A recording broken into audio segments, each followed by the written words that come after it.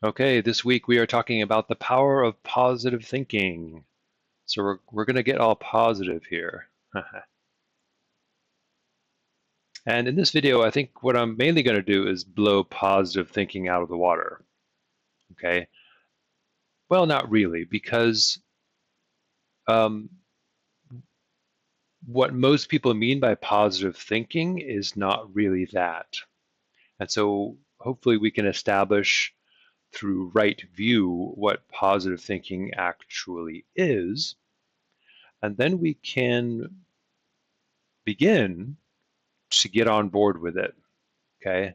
And then we can see why it's so challenging. In other words, if we try to employ positive thinking or we use affirmations, somehow we end up booby-trapping our affirmations. And so we end up producing a reality that we didn't want. Or we end up attracting the very thing that we didn't like. Why does that happen?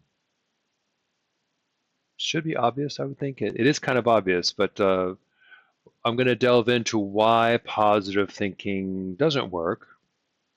Okay, first of all, I believe it does work, but you have to get on into the right view of what positive thinking is, okay?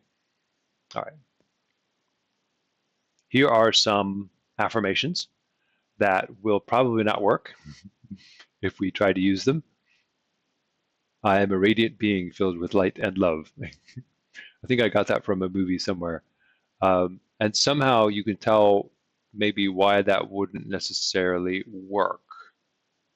Okay, it sort of flies in the face of what that person believes himself to be or herself to be at the moment. I am a radiant being filled with light and love, and hopefully that radiant being filled with light and love will push aside that horrible me that is existing right now. Oh, yeah, so you can see what's happening now with why these affirmations don't exactly work. Everything happens for a reason, okay? See, I like a lot of these affirmations actually, but in the hands of a person who isn't ready to use them, they don't work. They end up backfiring, okay? And so if you are in a life of confusion, it doesn't necessarily help to say everything happens for a reason. One of the reasons that doesn't work is because, well, that everything happens for a reason. Well, that reasoning is simply not visible to me and it's being kept beyond my grasp. I can't see it. I'm an outsider. I guess I'm not in on the joke of life. You know, that's so if you say something like this, everything happens for a reason, you might be affirming that you are not part of that um, special enclave of people who know what the reason is. Okay. So you can see how affirmation number 2 here kind of pushes you out of those who are in the know. It pushes you out of that group. Okay. You might say that many affirmations have an implied main idea that is also invoked, and that what the thing that's invoked that's implied is often the opposite of what you are trying to get. Why does this happen? I'm not afraid of anything. First of all, there's an old bit of wisdom from the New Age movement that says, uh, don't include any negatives in your affirmations. So don't use any nots. Um, so instead of saying, I'm not afraid of anything, it would be better to say, I am super brave or something like that. Yeah, that would probably be better, okay? But that idea of that the subconscious doesn't understand not is a bit silly, okay? Yes, try to remove the negatives from your affirmations, okay? But um, it, if you do end up using an affirmation with a negative, the subconscious can understand that, okay? But there is a problem with the negatives, the nots, and the won'ts and the nevers, and like um, yeah, it's best to focus on things that you desire rather than things that you don't desire. So if you desire to be brave, why would you conjure up the idea of being afraid? Okay, so that's the reason why we don't include negatives, but that doesn't mean negatives don't work. I'm over it. It's so obvious, isn't it? Like if we usually when somebody would say I'm over it, they're not over it, and they're trying to get to a point where they're over it without fully processing it. Okay, doesn't mean this affirmation won't work, but notice how these affirmations have to be. There has to be an element of authenticity to them. They have to represent something of reality. Okay, so yeah, saying something like "I'm over it" can actually work, but how actually can it work? Usually, it's not going to work the way somebody wants it to.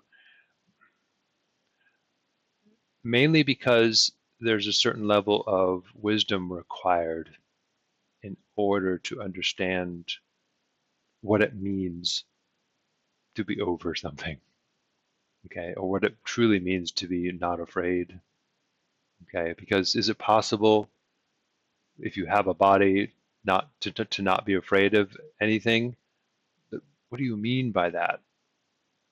Because the body is still going to react out of fear. Yeah, or it can still go into shock. Okay. So what does one mean when one says, I'm not afraid of anything? Okay. And who is this I? I'm not afraid. I am not afraid. Who's I? And so in regard to who this I is, there's a lot to be learned in that area before affirmations actually work uh, in a proficient way. Okay, so before a magician becomes adept at using words to create reality, there's a lot to be learned about some of these words, okay, especially the I pronoun and all the various personal pronouns, I, me, myself, mine, okay, but also there's a very important verb that we need to learn something about, okay, which we'll talk about in a bit. I love and accept my body completely. the or what's Lady Gaga says, I was born this way, and that's just is the way I am, and so therefore it's okay, right? And you'll see, people who are grotesquely overweight trying to declare that this is healthy. It is not healthy, and of course they weren't born that way either. Say, maybe I was born this way. No, you weren't born fat. That's become uh, a thing for you because of an unhealthy lifestyle, okay, or unhealthy microbiome. Yeah, these things can be changed. Okay, if you're having trouble changing them, you can acknowledge that, and so it's okay to love and accept a body completely, um, and that's a pretty good affirmation, actually.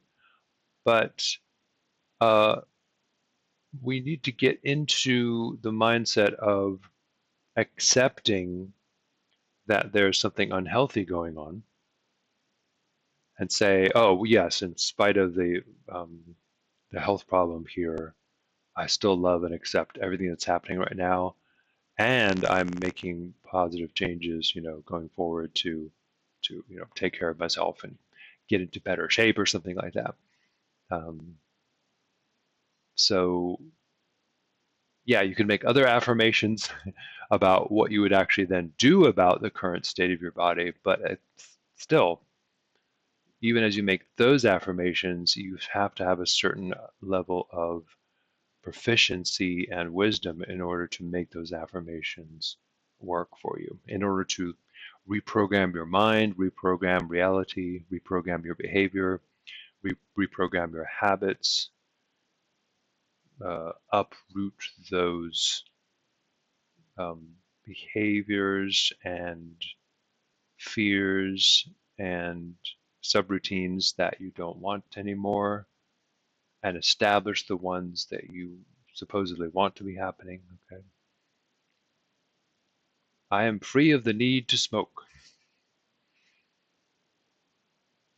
See, if you come up with an affirmation like that, it's nice, and it can be effective in the hands of a person who's ready to use it, but at the same time, it tends to ignore a strong craving. It might be better to say, I feel the craving and I still am free of smoking, something like that. Yeah, there's all kinds of ways of making it work for you while acknowledging that uh, a reality is the way it is right now, to accept the things the way they are rather than try to pretend that they are something else. I'm inherently wealthy. Once again, that's a fantastic affirmation, but it tends to ignore what are we doing right now? How do we feel right now? Okay. Um, it might be better to express puzzlement as to why one doesn't feel wealthy right now. Okay, or why these financial insecurities or something like that are currently coming up. Okay, so um, what I'm really getting at here is there's a lot of things to learn before affirmations can actually be used with any proficiency. Okay, and we're going to talk about the kind of stuff, the kind of training that you have to do in order to make affirmations and incantations and magical phrases work for you.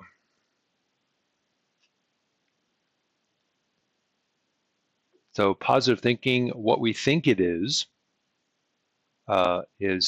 like optimism. Things are just fine. Things are just fine the way they are, right? Uh, or things are very lovey-dovey, or I accept things the way they are. See, all these things are perfectly fine. In fact, one of the hallmarks of the adept is that whatever's happening, it's fine. I accept it. It doesn't mean that if I'm accepting reality the way it is, I'm accepting the discomfort of it. Okay, and I'm accepting that this is the way it is. I'm looking at it very clearly. I accept that I have this desire to make it become something else. The whole thing is accepted.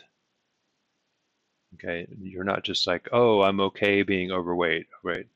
Um, or I'm okay having a drinking habit. I accept that. No, no, no, no, no. It's more like I accept that I'm currently addicted, and I accept that I really want to not be addicted anymore. And that's actually positive. When you say yes to whatever's happening, I acknowledge that this is happening, and I acknowledge where I want to be. I acknowledge this desire. Positive thinking is not just painting everything rosy. It's actually accepting pain, saying yes to everything. That's positive thinking. And what you'll notice is that positive thinking for most people is not that. It's kind of whitewashing over everything, or putting on rose-colored glasses in order to try to repress the things that we don't like. And so positive thinking for many people is actually negative thinking. Okay, so if I say, oh, I accept that my friend has just died, and it's very healthy to say, oh, so-and-so is dead. How dare you say he's dead? He's passed away. Don't say he's dead. It's like, no, he's dead. Yeah. So his the body died. um, and trying not to cover it up with a euphemism of he's passed on, because I don't know if he's passed on. I don't know what happens. Okay. Well, we can at least say he's gone from my life because I'm never going to see him or her again, right? So negative thinking in reality is not just painting everything in unpleasant tones and colors. No, negative thinking is merely againstism. It's simply something against something else. Okay, and it's something comes up and something is against it. So this is positively coming at you and you are against it. There's your negativity. Okay, so if something is coming up and it's unpleasant, it is always positive because it's happening. Okay, it's coming into existence now. It's emerging from negative existence into positive existence. Okay, it's emerging from not existing to existing. So whatever's happening is always positive. And accepting that and going with it is being positive. If you fight what's happening, that is negative. Okay, so much of what you see in regard to positive thinking is actually anti-negative thinking. It's like, I don't like that. I'm against that because I don't like it. It's the againstism that's the negativity. Okay, if you see, a dangerous intersection and you would really like for a traffic light to be installed or something like that, um, the danger that you see is positive. It's an opportunity to change it. It's always positive. It's like, oh, I see something happening. This is an opportunity to do something. Let's move forward, make some change here. Okay, we could dwell on what happened in the past, fine, but only in regard to where we want to go, what needs to happen. Okay, because that's reality. We're facing what happened, even though it's in the past, and it's more important to focus on the present and perhaps the future as well. Okay, and we focus on the past mainly because we want to change the future, not because we are. The interesting thing about dwelling on the past, dwelling on past hurt, we can see how a tendency to fixate on past hurt has evolved. It's kind of getting us to unconsciously develop a sort of resistance and protect ourselves. Okay, when we get more aware of that, we don't need to dwell on the past anymore. We only dwell on the past enough to make a plan to move forward and say, okay, this is where we want to go in the future. It's not even to the point where you would say, well, we want to make a plan so that doesn't happen again. No, we want to make a plan so we get what we want, so we get what we desire, not to stave something off necessarily. Okay, but that's not bad either. To make a plan in the future against something is not necessarily bad. But just remember, to be against anything is negative. Okay, kind of, yeah. Kind of the tricky thing about when you meet an adept is that they're not really against anything. They might say they are, but really, that's just a matter of communicating with you. They're really always just for the reality they want. They're always just focusing on the reality that is ideal for them and for you. And just creating that, constantly creating that. There's your positivity, okay? That reality is emerging anyway, and they're just participating in the creation of it, co-creating, as it's called. Any attempt to fight or go against something that is happening, there is your negative thinking, okay? Now you can see why affirmations backfire, because they tend to be negative even when they're positive. They tend to just basically get away from things we don't like. And many times the things that we think we want are really just things that help us get away from what we don't want. So if I want lots of money, well, why do I want a lot of money? To get away from discomfort, to get away from uncertainty, to get away from debt. Um, Many people would say, well, I want that feeling of freedom. That's a little better. Still, it's not really happened as yet. In fact, really, we begin to see that money really doesn't offer happiness at all. Okay, but that's where that peace of mind is only the beginning. It's like, well, I'm free and clear now, something like that, right? That becomes a little closer to where the adept lives. But of course, um, an adept doesn't really focus on the things that fight reality. Okay, so uh, yeah, an adept might have a lot of money, but it doesn't. It's not something that he would necessarily try to achieve. Most likely, they're mainly just going to focus on making the reality they want.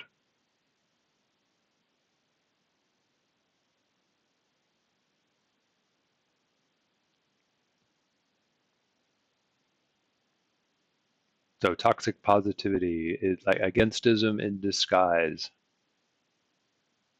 or uh, yeah, goals that are so lofty that they create a sense of inadequacy.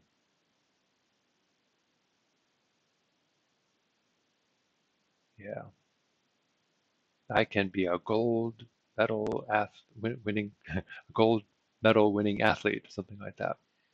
Uh, it possibly, yeah, uh, but it might be better to focus on what we really want. I want to be a rock star, a world famous rock star. Really? Well, maybe you just want the feeling of what it's like to be a world famous rock star. Okay. And what is that feeling exactly? Okay, where you can walk around and exude charm and be attractive to people wherever you go. To have that sort of freedom that you see when you see your favorite performer on stage expressing themselves so uninhibitedly.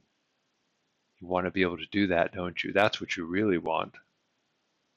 That is obtainable. Okay. Can everybody be super famous like that? No. But the thing that rock star or whatever it is it embodies for you, take a closer look at what you really want. Yeah.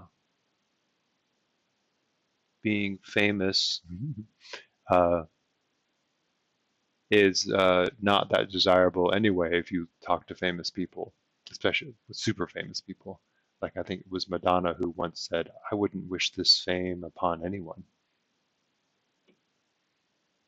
And yet there is something about walking around in public and just being at ease and feeling admired and feeling loved and feeling these are things that you can have.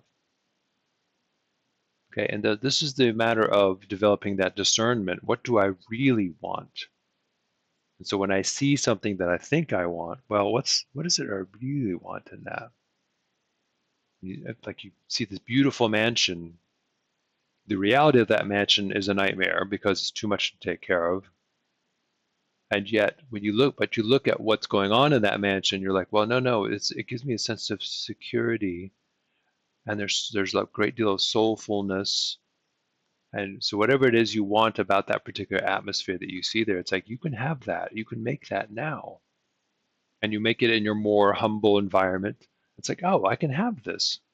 I remember going on vacation, and I remember that there was I stayed in a hotel which was really nice, but then I was looking at it, analyzing the decor. I was like, this is all so simple. The people who set up this place, they have a talent. And I started to look at how they were doing it. It's like, I could do that. And that was a wake up call for me because when I went home, I basically started to restructure the house and set things up with using my aesthetic senses and things like that. And it didn't cost a lot of money. There's stuff that I could find, even stuff that was being discarded by the neighbors. That's like, oh, that would be perfect sitting in that corner. And so, so eventually I started to develop a home environment that was aesthetically appealing And I maintained it that way, and it was a pleasure to do that. And now, going on vacation is not that big a deal, really, because uh, it's nice to go to other environments that are novelty because you don't see them all the time. Fine, but you can establish a vacation environment around yourself all the time, and it doesn't have to involve, super expensive um, stuff. In fact, a lot of the super expensive stuff that you see around us nowadays was developed by artists who are dirt poor. For instance, the loft style of apartments was uh, was established by people who just had a very good aesthetic sense, who had the wisdom and the personal development to create their world around them, and it created a whole aesthetic style, which is now very expensive, like the industrial postmodern loft decor. It's so funny. Or what is it now? We have cottage core or witch core, um, uh, aesthetic, and you can spend a lot of money buying witchy things. The nice thing is, though, the witchy things are super easy to make, and they are because they're a lot of the stuff that witches were famous for creating were based on a poor budget, based on a rural lifestyle, things like that. So uh, anyway,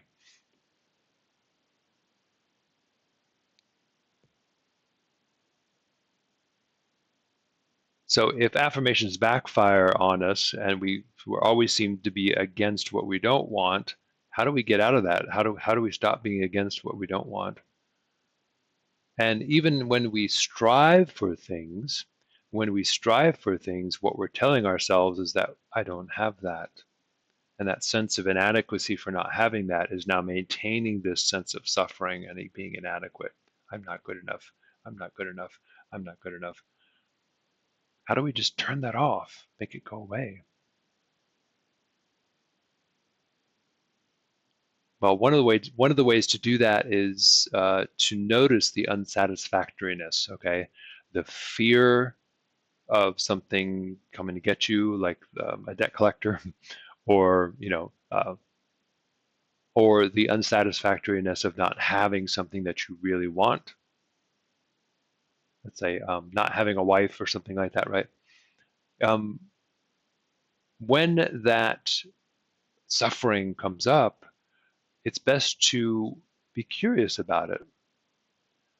And if you establish the right view basically says you are already enlightened, you are already completely at peace. And so when suffering comes up, it's more a matter of curiosity. It's like, wow, this is really intense. This longing for something or this fear of something, how is it arising? How is it coming up? What's going on here?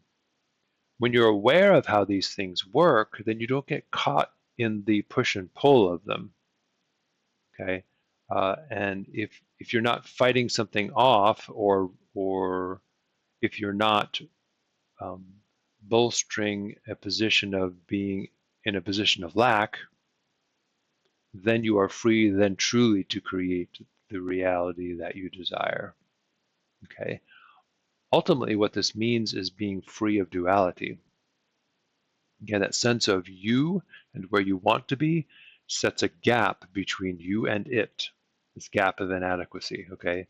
Or the sense of you and something threatening you, it's also a gap, and that something is going to close that gap, and then get you, because it's going to come in and get you, right? That's that duality that is um, then haunting you, or your mind is creating that duality, okay? Which doesn't really exist. Okay, everything is a seamless whole. Okay, but the nervous system creates a sense of me and not me in order to get you to unconsciously either protect yourself or run after things.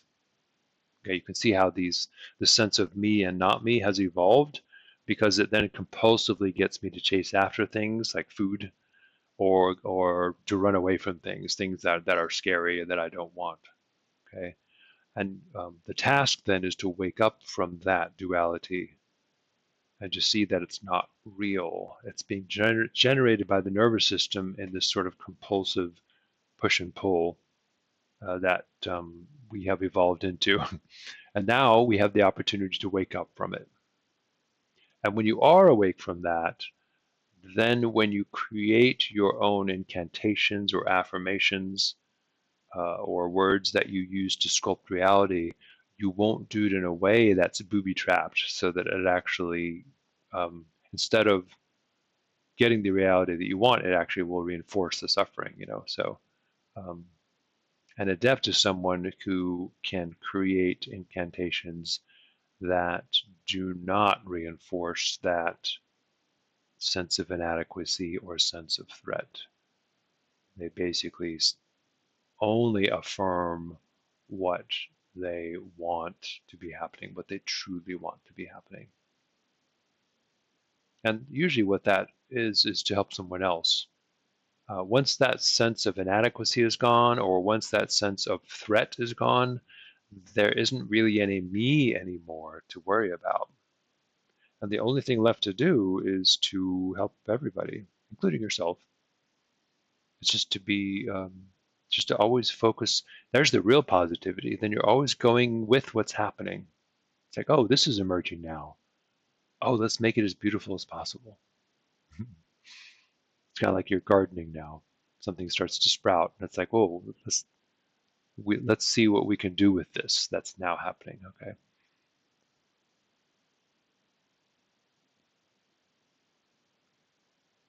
Another attitude you can take is whenever suffering arises, you can see it as unnecessary. Okay. But if it's happening, you have to be curious about it. It's like, how is this suffering arising? What am I not seeing here? Because if I'm suffering, that means I don't have a clear view of my own enlightenment, which is already present, but somehow it's being obscured. How is it being obscured? Okay, and when you can see how your enlightenment is being obscured, you suffer less and less and less.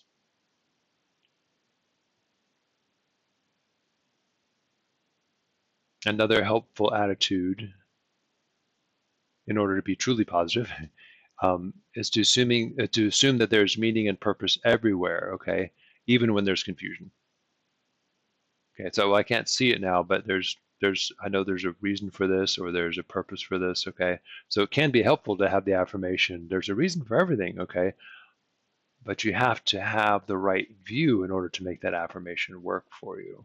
Okay, most people, when they say there's a reason for everything, will say it in a way that cuts them out of that reasoning process. There's a reason for everything, but I don't know what it is, and then you feel that sense of inadequacy of not knowing. Okay, so if you have that curiosity, it's like there's a reason for everything. Let's find it. Let's see if we can see what that reason is. Then you're off and running, because then you're co-creating with reality. There's your positive energy. Okay. And you can adopt the attitude of, this is the chaos I've been waiting for, or I eat chaos for breakfast. Okay. Well, that might not work, or it might work. I don't know. If you sort of recognize that chaos does not exist, okay, or you develop the right view of chaos, like in other words, the way the ancient Greeks meant chaos, chaos simply meant formlessness. Okay, usually when we say chaos nowadays, we mean randomness and disorder. And is there any really such thing as disorder? Okay, well, if the order isn't going the way you want it to, then you call it disorder. Is that right? Might be better to say, whenever you are tempted to say, this is chaos, it's like, no, this is an order that is somehow either mysterious to me, I don't see it, or it's an order. It's an order that's contrary to the order that I appear to want. Okay, and then of course we look at it closely and say, okay, how can I go with this instead of against it?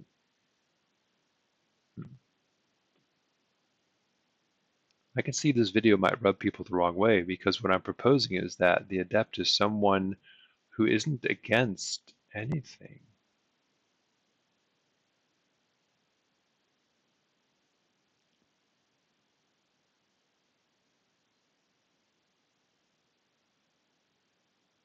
So I'm not going to talk about Hakma and Bina yet. What's positive? Okay, so most people, when they view the tree of life, they would say that the right pillar is positive and the left pillar is negative. Okay, that's fine. But that really is the exoteric view. That's the uninitiated view. Okay, and or many people would say that the right pillar is active and the left pillar is passive. Okay, so in other words, everything underneath Hakmal there, underneath numbers 2, 4, and 7 there, all the that's the sphere of the zodiac, and then we have the sphere of Hesed, which is Jupiter, and we have Netzach, which is Venus. Those are all supposedly active principles. And then on the other side, we have the sphere of Saturn, which is Bina, and we have Mars, and then we have sphere of Hod, which is Mercury, and those are passive. Okay, and the active pillar is male, and the passive pillar is female, things like that, right? Well, no.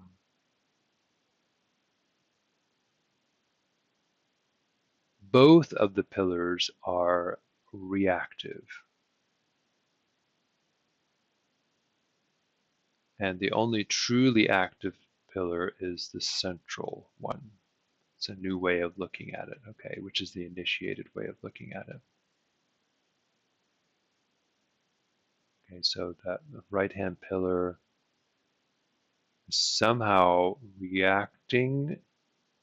It's being proactive in response to something. Something has arisen and it's saying, we got to do something. Let's go do something. But that's really reactive, okay? And then once the plan is started, people are like, oh my God, you're changing everything. No, stop changing things, and they go against you, and then that's the passive pillar. They're reacting against you, right? So we're thinking that something happens, and then we take action, and then people don't like what we're doing because we're changing the rules, and they react against what we're doing, right? And they are the passive ones, let's say, right? No, that's not what's happening. The thing that's arising is arising pretty much from the middle pillar energies, okay?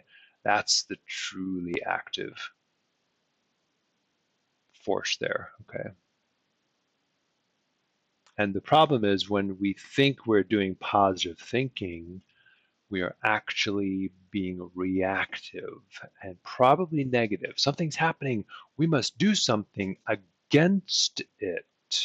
That is negative, okay? And most of the actions that we find ourselves doing are actually negative because they are simply trying to stave off suffering or pain or something like that, or discomfort. And then when we achieve a little bit of relief from just discomfort, we think that's happiness. That is not happiness. Happiness is basically going with what's coming out of that central pillar. When something is happening now, we accept it and go with it and see how we can help it become something beautiful. Okay, we don't react against anything at all, actually. It can seem that way, of course. If something happens, and I think an adept can even, fight another person, can even end up, even becoming a boxer or something like that. But the really cool thing is that when they're in the boxing ring, that person they are fighting isn't really their opponent. They're not against them. It's more like a dance. And because of that, they can be deadly as fighters because there's nothing personal. There's nothing to fight against, okay? I guess judo would be a good example of that. Using the opponent's momentum against him or her. So rather than fight against somebody who's fighting you, you basically encourage what's happening with them. It's like they're using their own momentum against them, so to speak, right? But that's basically a way of going with what's happening and not being offended or hurt or against anything at all. So anytime something triggers you to be against something, already you're engaging in negative behavior. It doesn't mean you don't fight, but to be truly positive would be to say, whoa, this is happening. Wow, let's see what we can make out of this. Not how can we fight it and kill it and destroy it. No, it's emerging. It's reality. What are we going to do about it? How are we going to help it become something more desirable? Yeah, it's quite a different attitude to take. Um, that is the real positive thinking. And when you're able to do that, most of your magic then it involves tuning into what's happening and taking advantage of it and helping it become something beautiful. So you can't have whatever you want. You have to basically constantly be responding in a go with the flow sort of way to whatever is arising right now. And this is the real benefit of divination. Okay, like doing a tarot reading or doing doing I Ching divination or doing a geomantic divination. These are systems or ways of tuning into what's happening right now. They're not necessarily ways of predicting the future. They are tuning into what's emerging right now. Okay, but they're tuning into right now so intensely, let's say, that it seems like you're predicting the future because you're tuning in to the potentiality that exists or that is emerging right now before it becomes full blown, and then it seems like you're predicting the future. Okay, but really all these things are about engaging with what's happening now and then going with it to help it become something beautiful. Okay, and then you're constantly doing that, and it seems like you're getting whatever you want as an adept, let's say, but no, the adept does not get whatever he wants. The adept is constantly tuning into whatever's happening right now and helping it become awesomely beautiful. You know, um, helping it become truly itself, truly authentic, things like that, right? All right. And these Hakma and Bina. So many of us are stuck in the Bina mode. The This is the of the dark pillar of the tree of life, which is normally regarded as the passive pillar. But we have to remember that both of the pillars are actually passive. Both of them are actually reactive. The only active pillar is the central one. Okay, uh, so Bina is sort of the jaded sphera.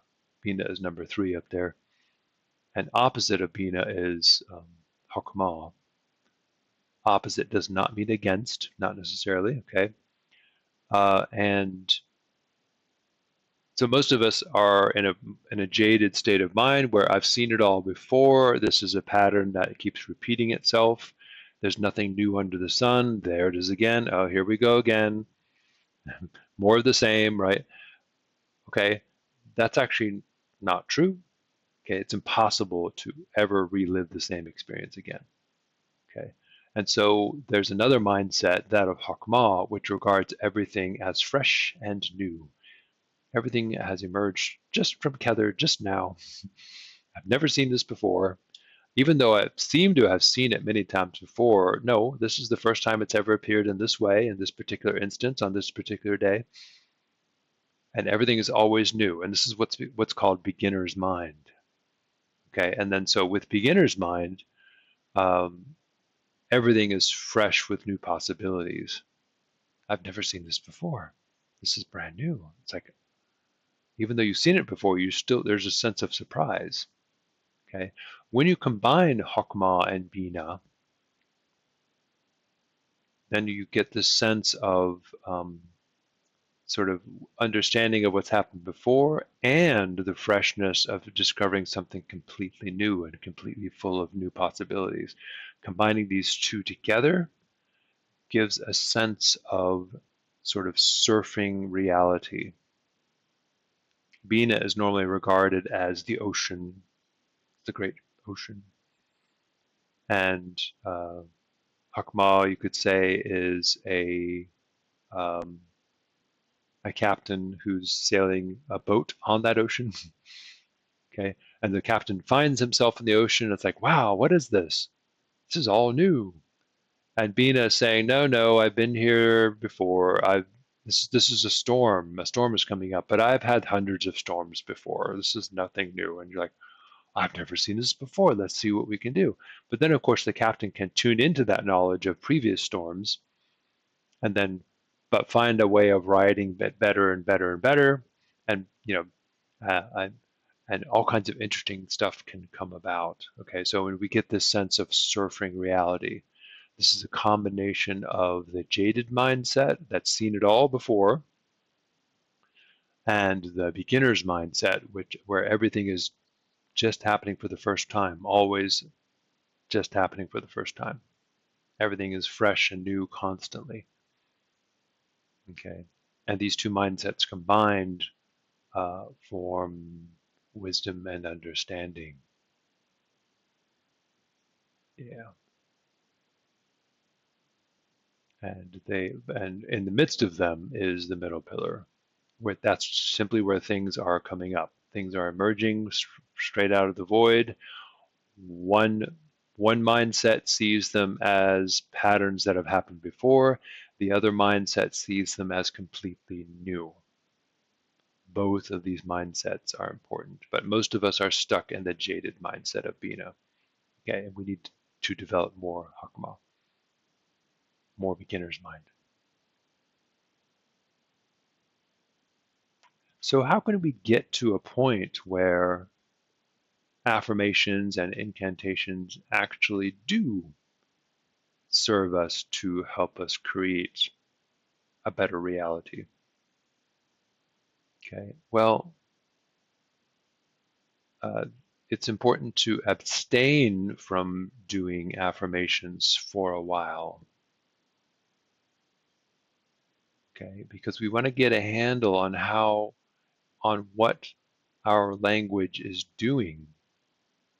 Okay, the language that we're using right now is emblematic of the thoughts that are going on in our mind, and it's also emblematic of the suffering that we are constantly generating unconsciously. So in order to get a handle on how our language is sort of destroying our reality, sabotaging our reality, we do various awareness exercises in the outer order.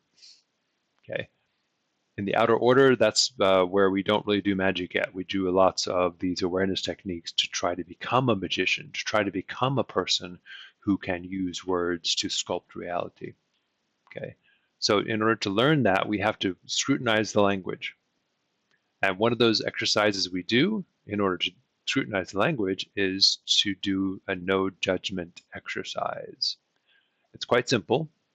You spend, let's say, a particular period of time, let's say a month, making as few judgments as possible. If you make as few negative judgments as possible, well, you make no negative judgments if you can do it, and as few positive ones as possible. Okay. I think in the Kabbalah Magic book I have the student do that in the journal. Okay, but you can also extend this to your spoken words. Okay, the way I did this, I remember I was living with somebody at the time, and uh, whenever one of us made a negative judgment, we put $1 into a jar.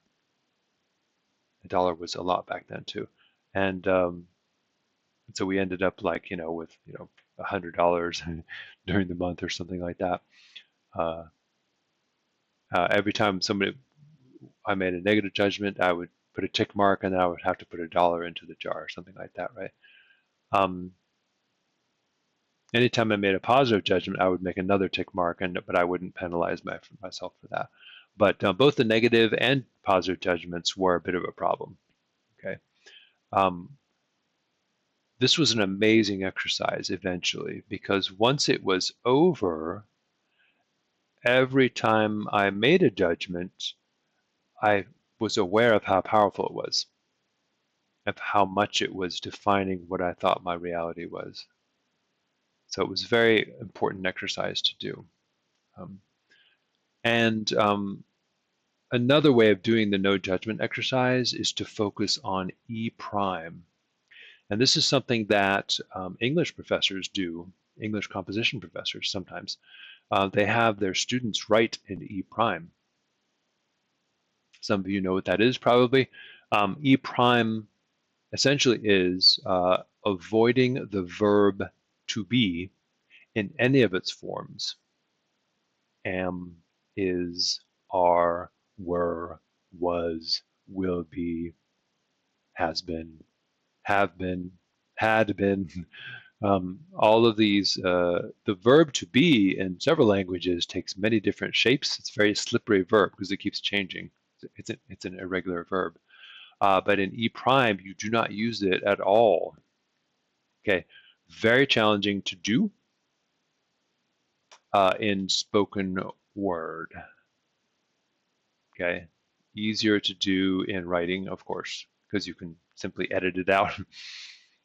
Okay, but of course, whenever you say something is something, you're making a judgment, and you're basically saying reality is this way. And if you get all these is's out of your language, then all you can really say is reality seems to be this way. Or you might use a more active verb. Okay, instead of saying it is so foggy outside, you might say, oh, a fog has descended. A fog has come down upon us. A fog is drifting across the land. Something like that, right? That's more accurate. That's a more accurate way of describing things rather than saying it's so foggy and then suddenly your reality is fog. Okay. The interesting thing is this is especially powerful in regard to yourself. Yeah, so you wouldn't say I'm tired, am. So you wouldn't say I am tired. You would say I feel tired. Tiredness is arising in me. Okay, and so what you begin to notice is that whatever you say, whenever you make I am statements, whatever you say, you are inclined to become. Okay, it's almost like it sets. If I say I am so and so, it pretty much creates a center of gravity, and the way I define myself drifts into that mode. Okay, and if I stop doing that, I am free. And if I stop doing that to reality, let's say it's so foggy or it's so dark, this is so depressing. Okay, and when I get all those is out of my language, I'm no longer putting a blanket on top of reality. I'm no longer telling reality what it is. I'm just simply describing reality as it arises. So suddenly I am not creating reality a particular way anymore in my perception. I'm simply acknowledging the way it is as it's arising. Okay, so if you've been paying attention, you can see why that's so important. Because what the adept really does is he tunes into reality the way it is arising, and then basically worked with that. He doesn't just react and say, it is this way. That's the way of shutting everything down. It's a stifling way. That's basically negativity. Okay, so once we get a handle on is, or all the uses of the verb to be,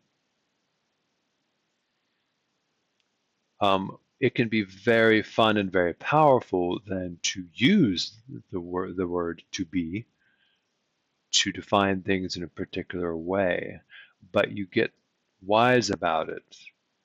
Okay, whenever you make I am statements, then you do it in a very powerful way. You don't do it a sort of dumb reactive way anymore. And what happens is that in ritual, the I am statements now become much more powerful. Okay. Uh, Whereas before you didn't realize how powerful they were, and now you know. Okay, so E prime can be very important in that regard. I'm really only scratching the surface of the importance of that, talking about this. It's something you have to try. Just hearing me talk about it ain't going to do anything.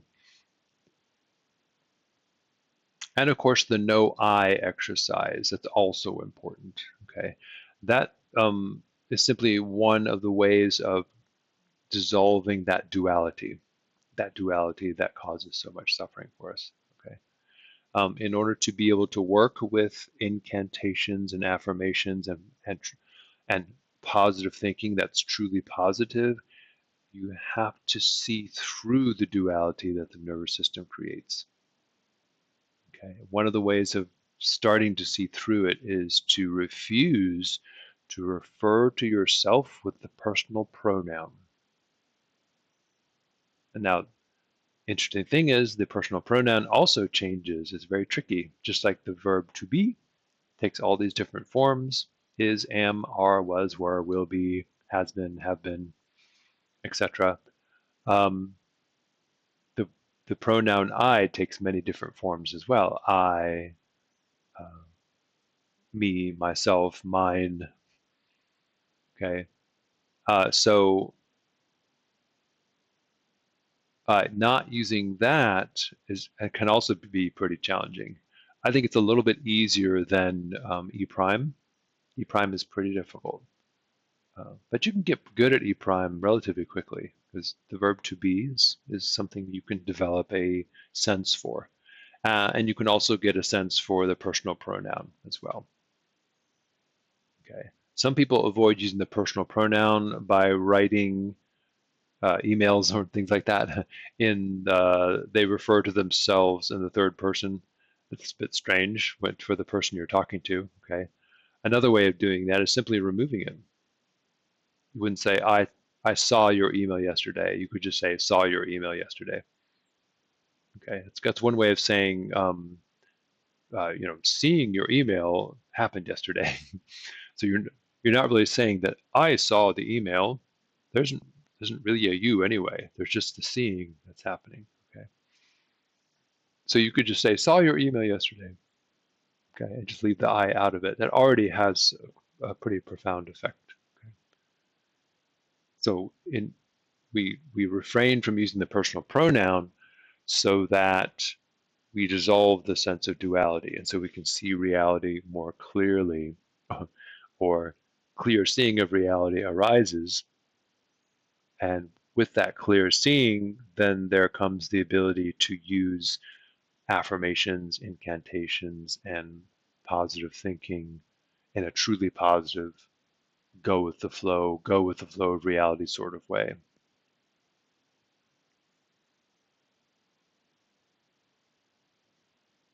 Okay, so for most people, positive thinking is like this: my wings are not black, they're white. Something like that, right? I'm not in pain. I'm actually a radiant being filled with light and love, full of joy. It's to put the blinders on, right?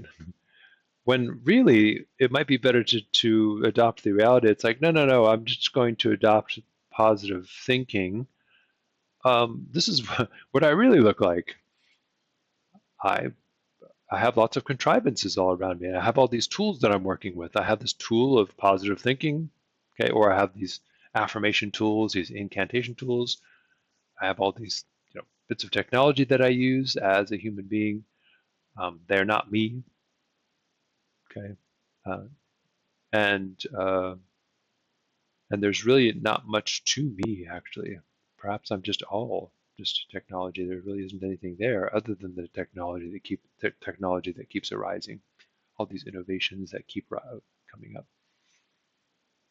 All right, I don't know. That seems probably one of the most cryptic videos I've done so far, but you can see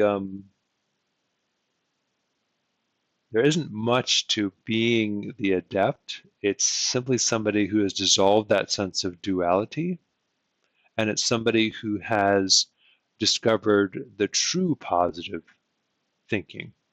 It's simply the thinking that accepts what is emerging right now and then doesn't fight against it, but basically goes with it to try to create something desirable or um, beneficial to human beings or something like that, out of it.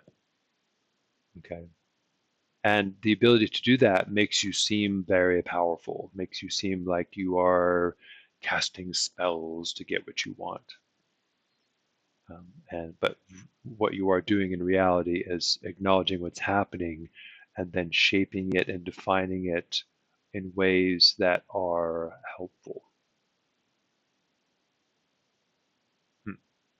Well, I look forward to the questions and comments, so maybe I can clarify some more things for what that's actually like.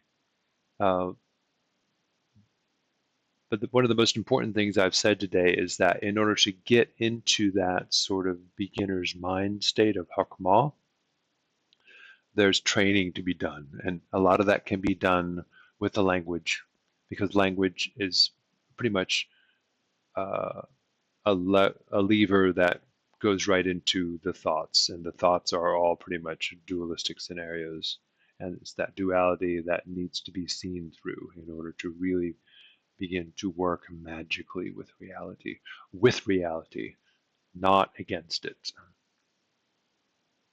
So, in a nutshell, positive thinking always works with reality, never against it.